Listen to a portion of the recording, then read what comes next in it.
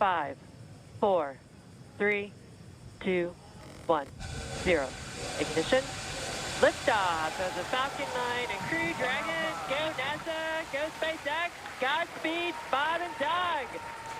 A cross-pollination of Thomas Edison and Tony Stark, Elon Musk. Were you a little naive when you thought I can easily build an electric car and a rocket? I didn't think it would be easy. Like I said, I thought they would probably fail. But you know, like creating a company is almost like having a child. So it's sort of like, how do you say your child should not have food? So once you have the company, you have to feed it and nurse it, and take care of it, even if it ruins you. Yeah.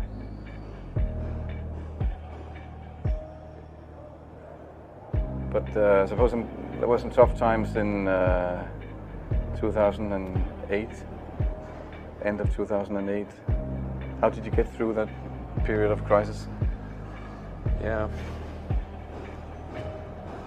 Can we just break for a second? Sure, of course. Yeah. You want to wait a little while?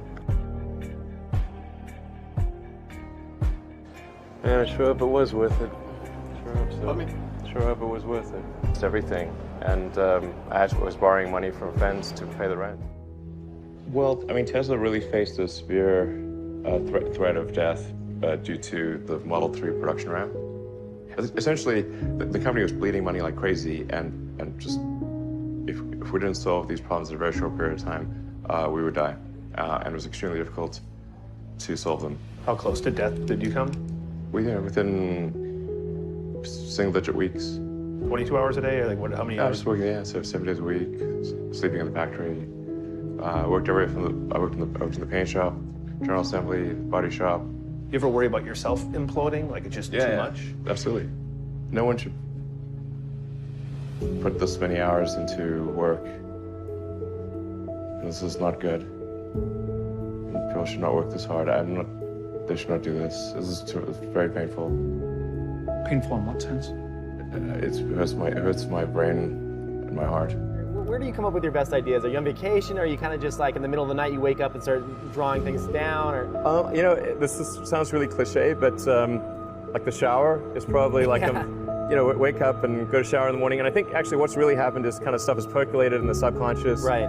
And it's not really occurring in the shower, but you're kind of getting the results of last night's computation, basically. Right. Whatever area that you get into, given that even if you're the best, there's always a chance of failure.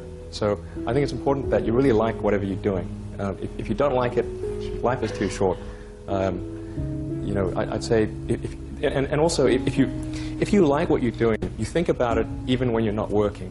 I mean, it's something that your mind is drawn to, and if you don't like it, you just really can't make it work, I think. You had that third failure in a row. Did you think, I need to pack this in? Never. Why not? I don't ever give up. I mean, I'd have to be dead or completely incapacitated. Starting a business, I'd say, number one is have a high pain threshold. That's it. There's a friend of mine who's got a good saying, which is that starting a company is like eating glass and staring into the abyss. Okay, that's generally what happens, because when you first start a company, there's lots of optimism and things are great, and then so happiness at first is high. Then you encounter all sorts of issues, and happiness will steadily decline, and then you'll go through a whole world of hurt. And then eventually, if you succeed, and in most cases you will not succeed, and Tesla almost didn't succeed, came very close to failure. Then if you succeed, then after a long time, you will finally get back to happiness. I think too is you got to make sure that whatever you're doing is a great product or service. It has to be really great. And I go back to what I was saying earlier, where if you're a new company, I mean, unless it's like some new industry or new market that, if it's an untapped market, then you have more ability to, the standard is lower for your product or service. But if you're entering anything where there's an existing marketplace against large entrenched competitors, then your product or service needs to be much better than theirs. It can't be a little bit better, because then you put yourself in the shoes of the consumer and they say, why would you buy it as a consumer? You're always going to buy the trusted brand unless there's a big difference. So a lot of times, entrepreneur will come up with something which is only slightly better. And it can't just be slightly better. It's got to be a lot better. Number 3, I'd say, is constantly seek criticism.